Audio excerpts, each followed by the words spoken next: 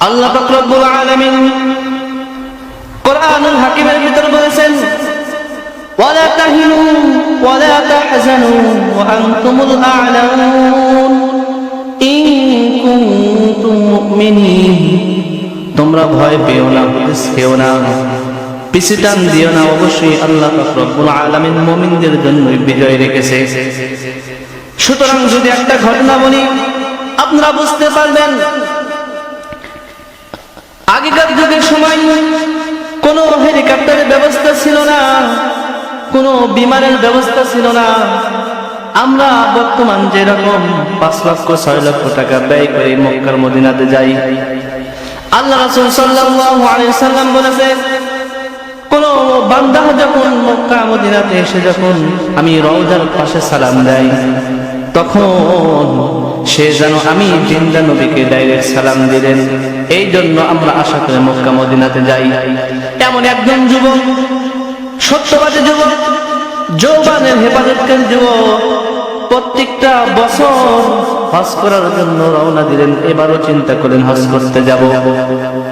আল্লাহর বান্দা যুবক তার মায়ের কাছ থেকে বিদায় নিয়ে সকালবেলা হাঁটি হাঁটি পা পা করে রওনা দিবেন। এমতো অবস্থায় আল্লাহর বান্দার ঘোড়া ছিল, ঘোড়ার উপর উঠে চললেন। পথ চলতে চলতে আল্লাহর বান্দা চিন্তা করতেছে, যে কোনো একটা গাছ পালে সেখানে যে বিশ্রাম নিব এবং ঘোড়ার লাগামটা ছেড়ে দিব, ঘোড়াও কিছু দানা পানি খাবে, আমিও বিশ্রাম নিব।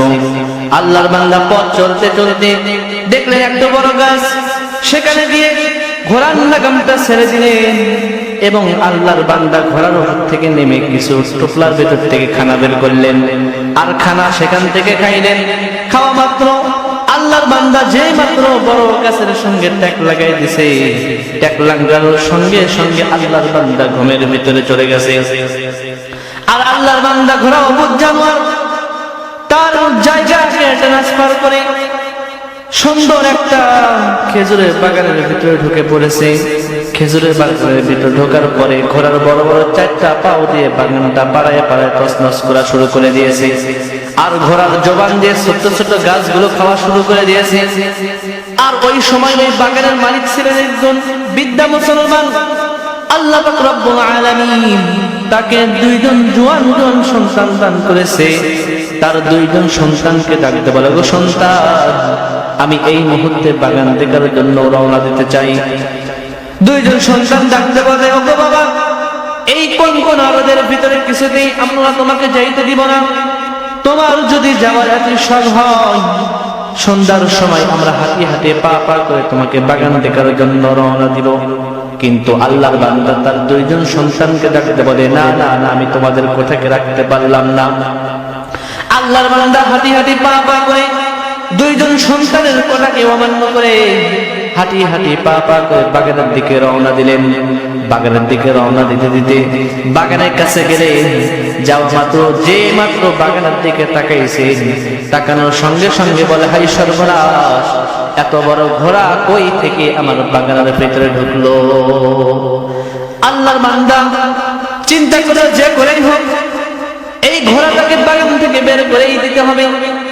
আল্লাহর বান্দা বাইরে থেকে তালাশ করলো, কোথায় ঘোড়ার মালিক, তাকে আগে তালাশ করতে হবে।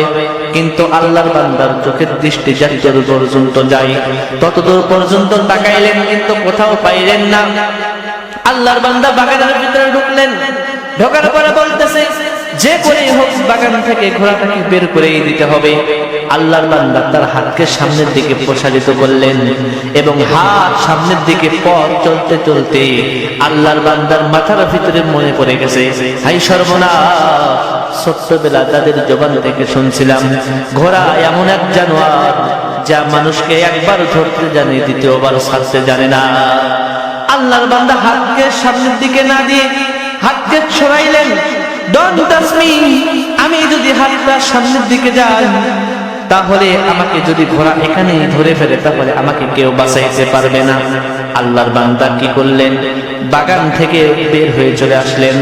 আসার পরে আল্লাহর বান্দা পথ চলতেছে, এমন অবস্থায় চিন্তা করলেন আমি যদি এই মুহূর্তে বাগান থেকে বাড়িতে যাই তাহলে আমার দুইজন সন্তান আসবে বটে, কিন্তু একটু দেরি হবে। আল্লাহর বান্দা বলতেছে না না আমি বাড়িতে যাব না। কিন্তু বাগানে বাহিরে অনেক ধ্যান দেখলেন, অনেক বুড়ি বুড়ি খুঁটা দেখলেন। আল্লাহর বান্দা এইগুলো ছুঁড়ে মেরার জন্য চিন্তা করলেন, কিন্তু আল্লাহর বান্দা এইগুলো চিন্তা করতে করতে আল্লাহর বান্দা জমিন থেকে ছোট্ট একটা ধ্যান নিলেন, ছোট্ট একটা পাথর নিয়ে ঘোড়ার দিকে নিক্ষেপ করলেন এবং পাথর পথ চলতে চলতে যেই মাত্র ঘোড়ার মেইন বোনের ভিতরে লাগছে, লাগার সঙ্গে সঙ্গে ঘোড়া আল্লাহর জমিনের উপরে মৃত্যুবরণ করেছে। আল্লাহর বান্দা একবার মাথায় হাত আর একটা হাত বুকের ভিতরে দিয়ে বলে হাই সর্বনাশ, আমি এটা কি করলাম? এমন এক জানোয়ারের জন্য আমি ঘোড়াটাকে হত্যা করলাম।